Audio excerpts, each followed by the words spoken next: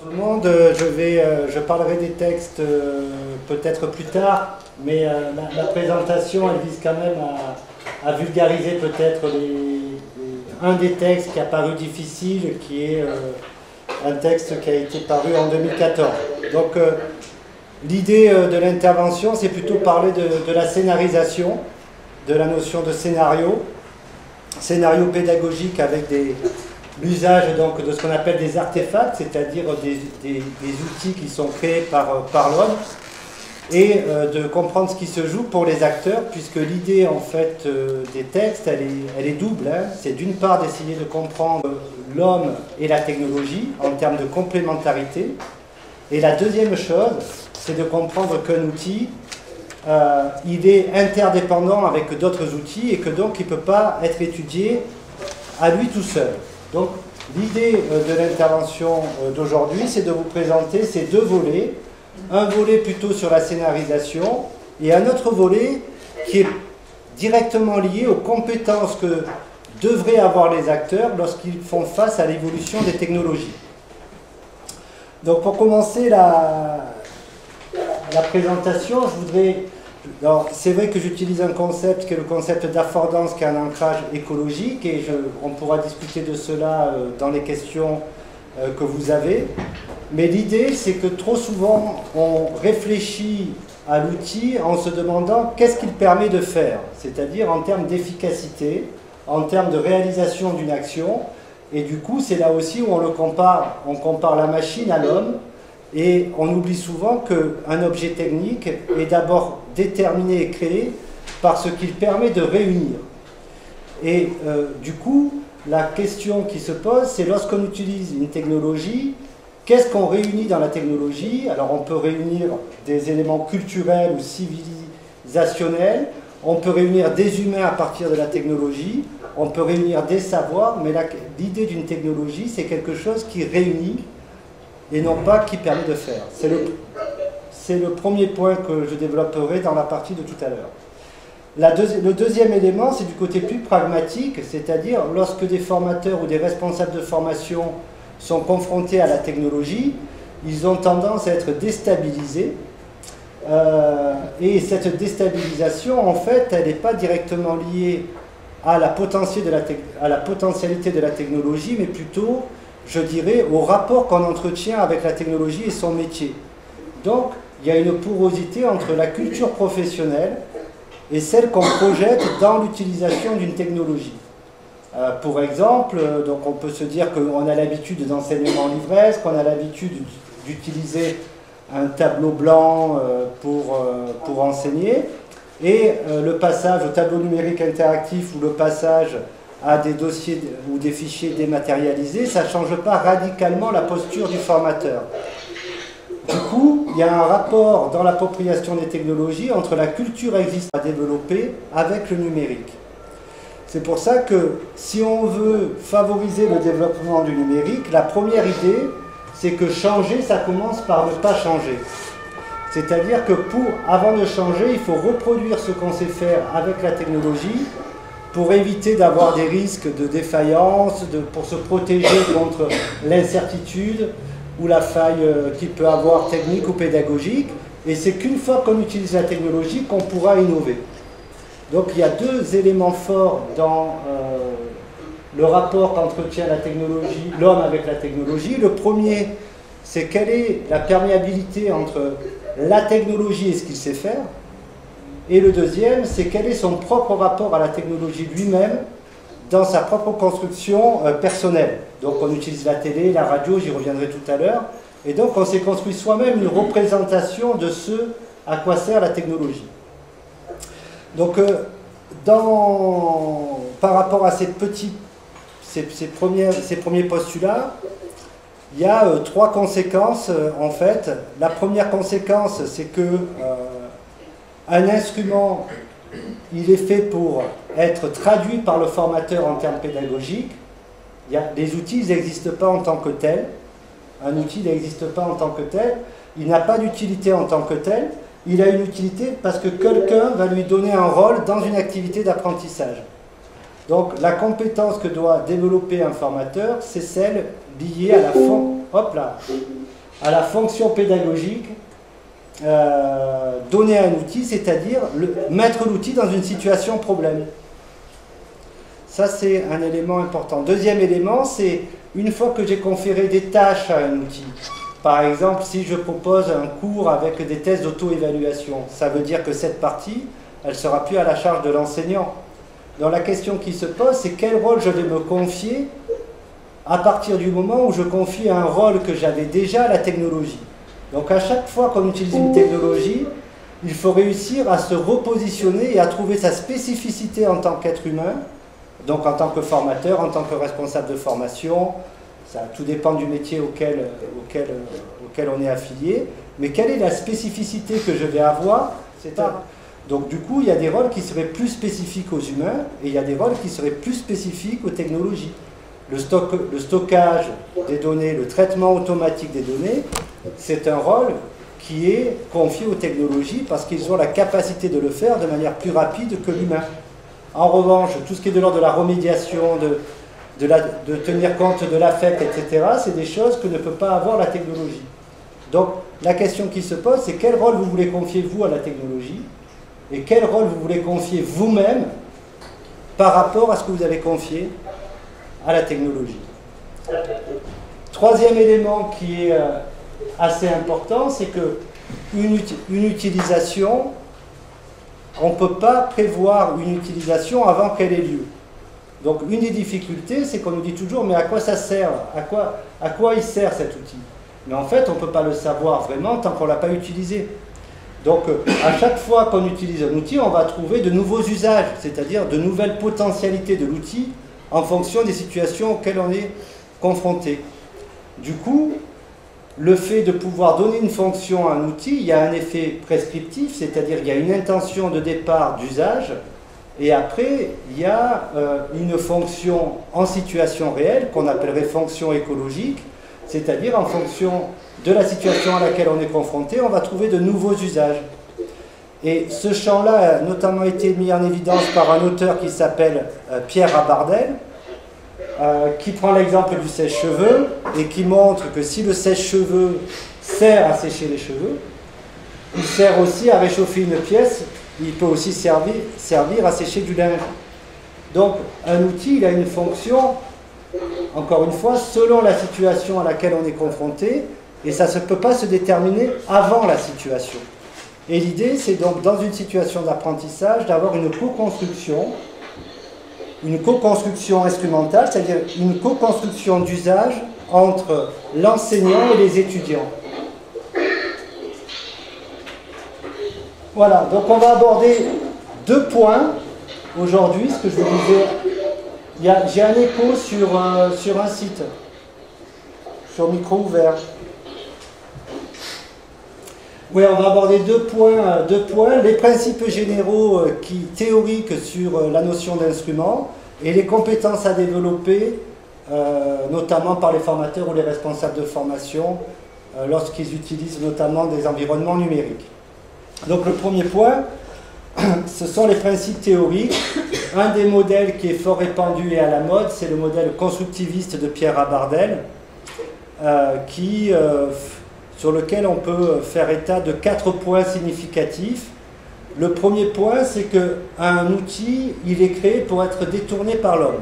C'est-à-dire que les outils ne sont pas faits, ils ne sont pas créés pour être utilisés exactement de la même manière de ce pourquoi ils ont été conçus.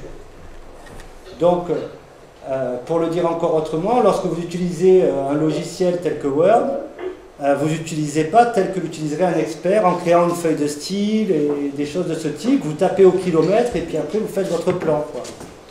Donc l'idée, c'est que les outils fonctionnent en fonction des usages des utilisateurs. Donc forcément, ils seront détournés par rapport à ce que pense un expert. La deuxième idée, c'est qu'un outil devient un instrument lorsqu'il y a un double processus qui est mis en œuvre. Le premier processus, c'est un processus d'instrumentalisation, et le deuxième, c'est un processus d'instrumentation. Donc l'instrumentalisation, c'est la fonction donnée par un individu à un outil, et l'instrumentation, c'est l'effet de l'outil sur les processus cognitifs des utilisateurs. Et donc en fait, on peut se dire qu'on s'est approprié un outil lorsqu'à la fois on lui a donné une fonction et lorsque, d'autre part, cet outil il a eu un effet sur nos processus cognitifs, comme sur notre manière d'enseigner, notre manière de réguler les étudiants, des choses de ce type.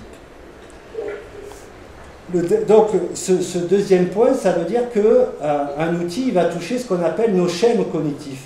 Donc un schème, dans sa définition classique, c'est un invariant opératoire, c'est-à-dire tout ce qu'on va mobiliser pour une pluralité de situations. Donc on pourrait dire qu'il y a les schèmes, il y a plusieurs niveaux de schèmes. Il y a des schèmes qu'on pourrait appeler d'utilisation, donc qui sont liés à des compétences techniques. L'exemple que je prends souvent, c'est le fait de planter un clou avec un marteau. Et lorsque vous n'avez pas de marteau, vous prenez une pierre plate pour l'utilisation du marteau vers le schème de avec la pierre. Donc vous n'avez pas changé votre mode de fonctionnement, vous avez transité d'un mode de fonctionnement à un autre avec un outil différent. Ça, c'est un schème technique. Le deuxième schème, c'est un schème situationnel. C'est-à-dire, selon la situation problème à laquelle je suis confronté, je vais immédiatement mobiliser un schème que j'ai déjà connu parce que j'ai déjà été confronté à une situation proche ou similaire. Et puis après, il y a le schème environnemental, c'est le fait de pouvoir se repérer dans une situation. Donc on voit par exemple qu'il y a des environnements numériques dans lesquels on est perdu dans l'espace, on est perdu dans l'environnement lui-même, on n'arrive pas à se repérer. Voilà, donc les schèmes, il y a trois natures du schème, il y a le schème d'utilisation, le schème de situation et le schème environnemental. Quatrième élément qui est lié à cette approche, c'est le fait d'être dans une perspective qu'on appelle anthropocentrée. C'est-à-dire, c'est quelle est l'influence de l'outil sur un individu ou sur un groupe d'individus sans placer l'humain au-dessus de la technique ou sans placer la technique au-dessus de l'humain. C'est-à-dire que, en fait, du point de vue anthropologique, dans l'évolution de l'humanité, il y a toujours une complémentarité entre l'évolution de l'homme et l'évolution de la technique qu'il a utilisée. Et lorsqu'il y a une nouvelle technologie qui arrive, on a l'impression que ça remet tout en cause, donc on va se désolidariser de la technique, parce que nous, on est confrontés à celle-ci, alors que les générations futures, pour eux, elles feront partie de leur environnement naturel. Donc ce qui est très difficile pour des personnes qui ont une histoire, par exemple avec l'arrivée du numérique, on n'a pas tous connu, nous, lorsqu'on était enfant, eh bien c'est de garder l'idée qu'il faut former un couple avec la technique. C'est-à-dire qu'on n'est pas dissocié de la technique, on fonctionne avec la technique. Et comme je le disais tout à l'heure, l'idée, c'est d'essayer de savoir quelle est alors notre place du moment qu'un certain rôle est confié à la technologie. Alors ça a des conséquences au niveau des formateurs assez importantes. La première conséquence, c'est qu'il faut savoir créer un environnement d'apprentissage où l'outil, il va avoir une fonction. Donc, on va créer un scénario pédagogique, on va prescrire l'utilisation d'un outil, on va le formaliser à l'étudiant, mais on va surtout créer la situation qui permet à l'outil d'avoir une utilité. Donc, si je le dis de manière plus pragmatique, mettre un forum de discussion en espérant que les étudiants discutent, ça ne va pas fonctionner. Faire un travail de groupe dans lequel le forum de discussion aura une fonction, par exemple, de régulation avec le tuteur, ça va fonctionner. Donc, l'enjeu, c'est de donner une utilité à l'outil. Voilà. Parce qu'encore une fois, il n'y a pas d'utilité en soi d'un outil, il y a une utilité en situation. Le deuxième élément, c'est qu'en situation, il y a des bougées. C'est-à-dire que la logique prévue par le concepteur ou par le formateur, elle ne va pas être respectée dans la situation. D'accord ? Donc il va falloir aussi avoir un travail d'adaptation sur la fonction de l'outil qui va être co-construite dans la situation réelle avec les étudiants. Donc là, encore une fois, un outil n'a pas une fonction prédéterminée, il évolue dans le temps en fonction des besoins que rencontrent les étudiants, des usages qui vont en être faits en situation réelle. C'est là aussi un élément de la dimension écologique, c'est que ce qui compte, c'est d'étudier la situation réelle et les conditions qui émergent en situation réelle pour donner une fonction à un outil. Et enfin, le dernier point qui est important pour les formateurs, il me semble, c'est que l'intérêt d'un outil, c'est d'en faire un bien commun, c'est-à-dire, c'est de faire qu'il y ait des règles communes, des valeurs communes qui soient partagées à travers l'utilisation de l'outil.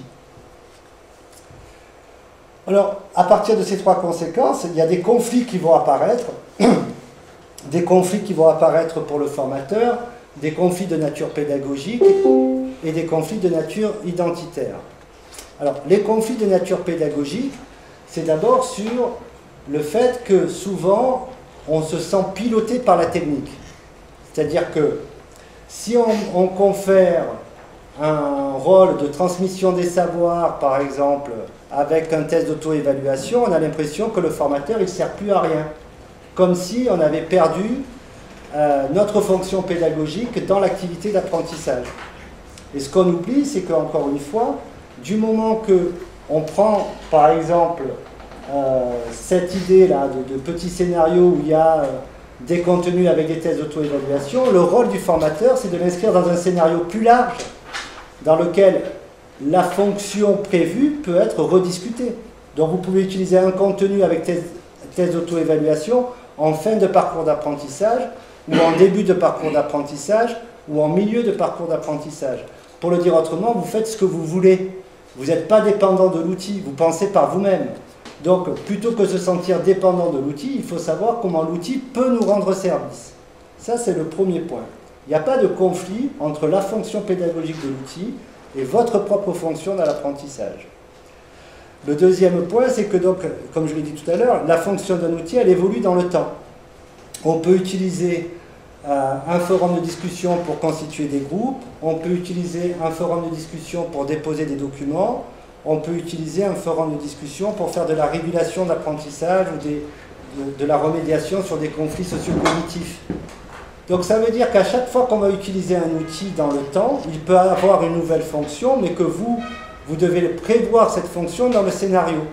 Et il faut l'indiquer ça à l'étudiant que l'outil, il a à un moment donné une fonction de constitution de groupe, à un moment donné une fonction de dépôt de documents, et à un moment donné une autre fonction. Et pas croire qu'un outil il a toujours la même fonction dans la durée. Et le troisième élément, le troisième compte, donc ça veut dire que le formateur, il n'a pas qu'une activité de planification, il a surtout une activité d'adaptation à la situation d'apprentissage. La force d'un formateur, c'est d'être présent à distance. Et donc, la troisième conséquence, c'est que le formateur, il doit s'adapter à l'environnement et l'ajuster tout au long de l'activité d'apprentissage. Et c'est pourquoi une activité d'apprentissage, en général, dans les études qui ont été faites, elle ne doit pas dépasser 8 semaines. La moyenne d'une activité d'apprentissage en ligne, c'est entre 6 et 8 semaines. Alors, à partir de ces conflits, c'est des conflits que vous avez vous-même, hein, c'est des conflits qui vous sont personnels en fait. Hein. Ça va générer des conflits de nature identitaire. Alors ces conflits de nature identitaire, c'est des conflits qui sont souvent liés à votre manière de vous représenter votre métier et votre place dans l'institution. Donc par exemple, vous avez le sentiment, vous pouvez avoir le sentiment que si on confie à l'outil un rôle de transmission des savoirs, eh bien pour vous, comme vous vous situez en tant qu'agent, comme on dit, c'est-à-dire en tant qu'exécutant, vous dites alors moi j'ai plus de place et j'ai plus de rôle. Et encore une fois, l'idée qu'il y a à défendre, c'est si je confie un rôle aux machines, quel rôle je me confie moi par rapport à celui qui est confié à la machine, c'est-à-dire quelle est ma spécificité au fond. Alors, pourquoi je suis un être humain? Qu'est-ce qui me différencie de la machine? Qu'est-ce que j'apporte de différent? Et donc, il est nécessaire de penser à chaque fois que vous pensez à l'outil, de penser à vous-même en termes de spécificité, dans ce qui sont spécifiques en fonction du rôle qu'on confie à l'outil. Le deuxième élément, c'est qu'il faut accepter qu'une partie du travail du formateur va être industrialisée. C'est-à-dire que du moment qu'on confie on est dans des activités par exemple de production de ressources, ces ressources numériques, elles vont avoir des standards, elles vont avoir des formats spécifiques, Et donc il y a une partie de l'organisation du travail qui est industrialisée. Mais ce n'est pas parce que cette partie est industrialisée que vous-même, vous êtes dans un processus d'industrialisation. Mais il faut accepter qu'il y ait une partie qui va vous échapper de ce travail qui vous était auparavant confié, puisque auparavant, un formateur, c'était quelqu'un qui transmettait des savoirs, qui animait une activité, qui évaluait. Aujourd'hui, les phases, elles sont découpées, et donc ça va poser un problème de coordination dans l'organisation du travail. Dernier élément sur les conflits, ce sont des conflits de nature socio-culturelle. Alors, un terme un peu barbare qui est utilisé, c'est le terme de transducteur. Donc transducteur, comme transporter, comme inducteur. Donc transducteur, c'est le fait que, en fait, lorsqu'on utilise une technologie, il y a une partie de l'histoire qui est cristallisée dans la technologie. Donc ça veut dire que le numérique, il existe parce qu'il fait lui-même partie d'une évolution historique dans l'évolution des outils. Il y a eu la radio, la télé, on a le numérique, on a eu le Minitel, et l'ensemble, on a eu le Morse aussi, hein. On a le téléphone, on a eu le papier, et l'ensemble de ces outils, en fait, petit à petit, on pourrait dire qu'ils nous ont éloignés des autres, dans le sens où, déjà lorsque je lis un livre, je ne suis pas en présence de l'auteur du livre. Lorsque je regarde la télé, je ne suis pas en présence des gens que je suis en train de regarder. Donc, le fait d'aujourd'hui d'être dans une situation professionnelle ou d'apprentissage dans lequel il n'y ait pas de formateur, ce n'est pas la faute au numérique. C'est la faute à si on peut parler de faute, c'est plutôt le fait de l'évolution de l'organisation humaine dans ces relations dans lesquelles il y a eu des outils petit à petit qui sont venus médier les relations humaines. Donc la conséquence, c'est de savoir quel est votre propre rapport, vous, à la technologie. Quelle est votre propre histoire par rapport à l'utilisation des technologies. Et une autre question, c'est de comprendre le rapport historique d'une institution avec la technologie. Parce que bien souvent, des institutions mettent en place ou promeuvent des technologies, alors que la technologie, elle n'a jamais été vraiment intégrée dans cette institution. Et du coup, elle n'a pas les règles, elle n'a pas les codes pour pouvoir réglementer cette activité. Deuxième conséquence dans le conflit de nature socio-culturelle, c'est le fait qu'on va d'autant plus facilement accepter une technologie qu'elle correspond à un usage hérité. Et cet usage, il n'est pas que dans le rapport à la technologie, il est plutôt dans le rapport à mon environnement de travail ou mon environnement d'apprentissage. Tout à l'heure, en début en partie introductive, j'ai indiqué que par exemple, aujourd'hui, il y a le tableau numérique interactif, et si on regarde le tableau numérique interactif dans l'environnement professionnel, il y a eu le tableau noir, le tableau vert, le tableau blanc, et donc le tableau numérique, il ne modifie pas l'environnement de classe. L'enseignant est toujours à la même place, les élèves ou les étudiants sont toujours à la même place, donc ce n'est pas une révolution du point de vue environnemental. Ça ne change pas le rôle des acteurs. Peut-être qu'il y a des outils qui changent le rôle des acteurs. Par exemple, je ne sais pas, est-ce que communiquer par chat pour réguler un groupe, c'est une modalité qu'on n'a pas connue et qui change l'environnement de travail. Donc l'idée, c'est qu'il y a des éléments socio-culturels et socio-professionnels qui sont proches de nous et qui font qu'on va accepter facilement une technologie. Et il y a des éléments qui sont très éloignés de nous et qui vont entraîner des facteurs de résistance. Troisième point de nature socio-culturelle, c'est que, en fait, dans la technologie, on intègre de nombreux savoirs qui sont à la fois culturels et qui sont aussi périphériques. Donc, si je prends l'exemple d'Internet, qui est aussi un exemple que je prends souvent, c'est que Internet est essentiellement basé aujourd'hui sur l'écrit, donc sur la capacité à lire et à écrire. C'est un savoir qu'on peut estimer général, mais qu'on ne retrouve pas dans certains pays, comme en Inde par exemple, qui sont dans des modalités beaucoup plus orales. Donc un outil cristallise à la fois une culture d'une civilisation et à la fois des tas de savoirs qui y sont incorporés et qu'on pense qu'ils sont incorporés pour le plus grand nombre dans une société donnée. Alors, comment faire pour réduire ces trois types de conflits? 25 minutes. Comment faire pour réduire ces trois types de conflits? Tout d'abord, pardon? Tu peux prolonger un petit peu? Oui, merci. Oui, oui, je ne vais pas... Ok. Premièrement, se dire que ce qu'on comprend d'un outil, ce n'est pas l'outil, mais c'est l'ensemble technique et humain auquel il appartient. Alors, ça c'est... Je vais vous donner des exemples peut-être de présentiel pour que ça fasse sens pour vous. Un banc d'amphithéâtre, il a du sens parce qu'il est dans un amphithéâtre et parce que dans un amphithéâtre il y a des tables, il y a des fois des estrades, il y a un enseignant, etc. Et il n'a pas le banc d'amphithéâtre n'a pas du tout le même sens que le banc d'un parc. Même s'il permet de s'asseoir, dans le rôle qu'il a de positionner les acteurs, eh bien du coup il n'a pas la même fonction. Aujourd'hui, lorsqu'on est étudiant, on se positionne automatiquement dans un endroit. Et lorsqu'on est enseignant, on se positionne aussi automatiquement dans un endroit. Pour nous, c'est plutôt culturel. Donc, l'outil, il a un sens parce qu'il renvoie à un environnement social, un environnement culturel, mais parce qu'il est compris avec un ensemble d'autres outils. Donc, ce qui compte, ce n'est pas la fonction de l'outil, c'est la valeur qu'il mobilise lorsque on l'utilise. Le deuxième élément, c'est que ça veut dire aussi qu'on a confiance à un ensemble humain.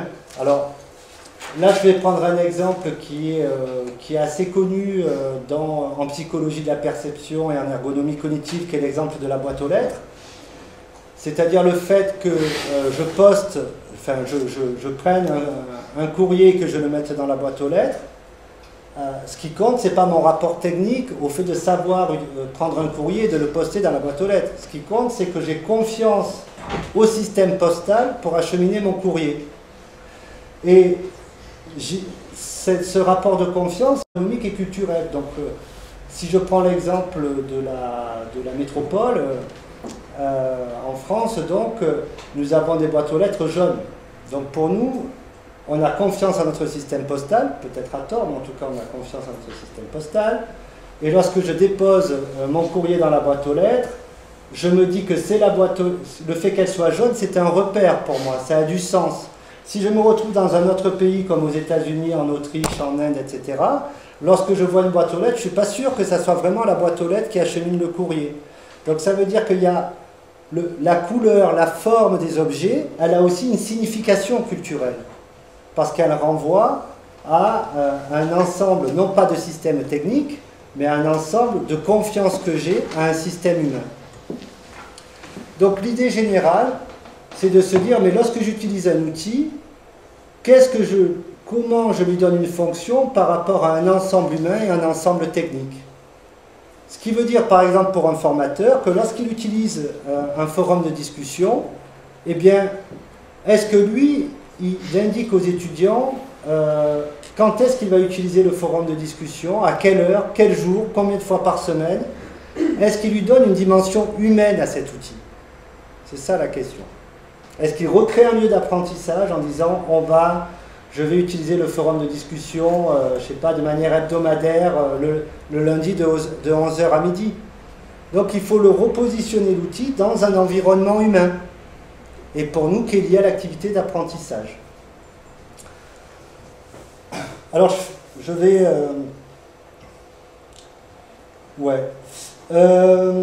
je vais finir sur trois points qui me semblent assez importants. La première chose, c'est que si on veut travailler à la fois sur comment scénariser une activité et quel rapport on entretient nous avec les machines, il faut accepter que les instruments qu'on a à disposition, ça soit des individus techniques, c'est-à-dire que ça nous libère des contraintes fonctionnelles, voire rébarbatives, qu'on fait. Par exemple, corriger des copies, corriger des QCM, répéter 10 fois la même chose, pour justement retrouver une place qui est plus humaine. C'est-à-dire revaloriser l'humain dans son activité. Donc, l'idée, c'est plus de comparer l'homme et la machine, c'est de savoir ce que ce qu'on peut faire avec une machine et accepter qu'une machine, elle puisse être parfois supérieure à l'humain sur certaines tâches. Et si je reprends une idée un peu polémique qu'avait émise Gilbert Simondon donc en 1958, c'est que finalement, on a eu deux ères, hein. On a l'ère de la mécanisation et l'ère du numérique. La mécanisation, ça a été fait pour remplacer la force de travail, et les numériques pour remplacer certains efforts cognitifs de l'homme. Et l'idée, c'est que nous, comme la machine, elle n'existe pas, eh bien, on est obligé d'avoir des tâches machiniques, des tâches rébarbatives, des tâches répétitives. Et on les a jusqu'à ce que la machine, elle arrive pour nous remplacer. Et au moment où elle nous remplace, on peut enfin retrouver un peu une dimension humaine. Voilà, on pourra en débattre tout à l'heure si vous voulez. La deuxième idée, c'est accepter que la technologie, c'est la possibilité de redéfinir sa place, sa fonction et son rôle dans une organisation.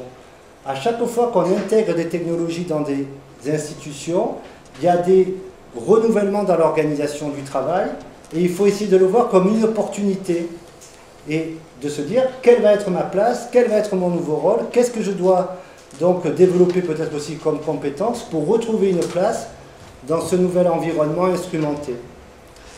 Et puis, si on arrive à faire ça, ça veut dire qu'on va se libérer de la technique, plutôt qu'avoir l'impression d'en être emprisonné ou aliéné ou dépendant ou je ne sais trop quoi.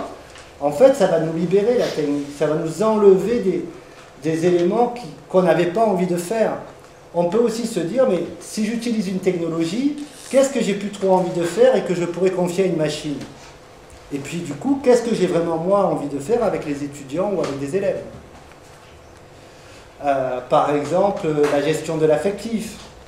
Par exemple, travailler sur les processus de remédiation. Donc l'idée, c'est de se libérer de la technologie aussi. Voilà grosso modo ce que je voulais vous dire. Et donc pour revenir aux articles proprement parlés, dans les articles, il y a donc il y en avait 4 hein, au total. Il y avait 2 groupes de 2, et ça je pense que vous l'aviez remarqué. Un groupe sur les scénarios et un groupe plutôt sur le rapport homme-machine.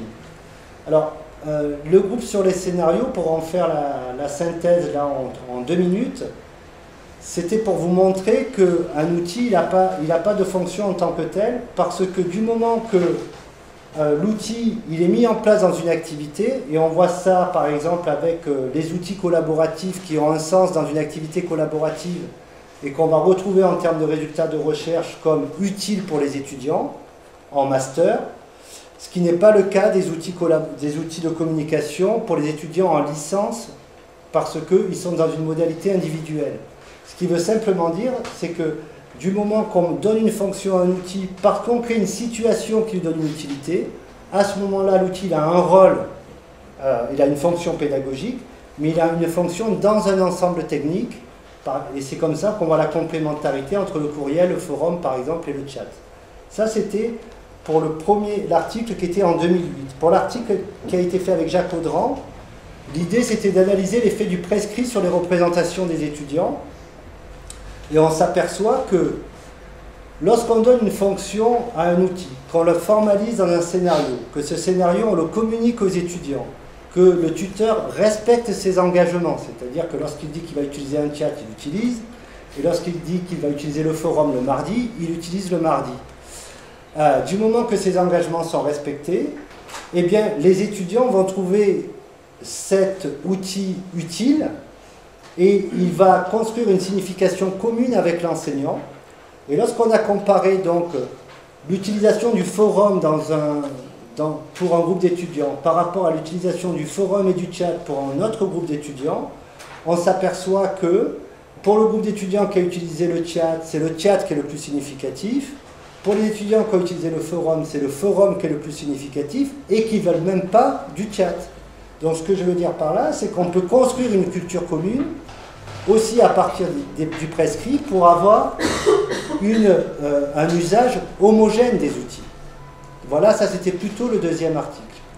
Et puis après sur l'homo numericus et l'article qui a dû sûrement vous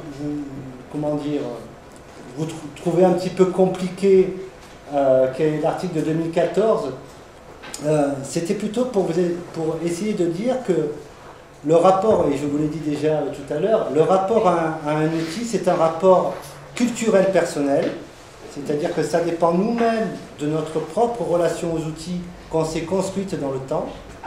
C'est un rapport culturel au niveau social, c'est-à-dire la manière dont on a appris à interagir avec les autres. Et c'est un rapport culturel au niveau institutionnel, c'est-à-dire c'est le fait c'est la manière dont les institutions, elles ont intégré les outils dans notre environnement social et les habitudes qu'on a prises de travail avec ces outils. Et du coup, si on comprend qu'on est plutôt dans un rapport historique à l'outil, à ce moment-là, on peut mieux comprendre ce qui nous fait obstacle lorsqu'on veut utiliser un outil par rapport à une situation d'apprentissage, une situation professionnelle particulière.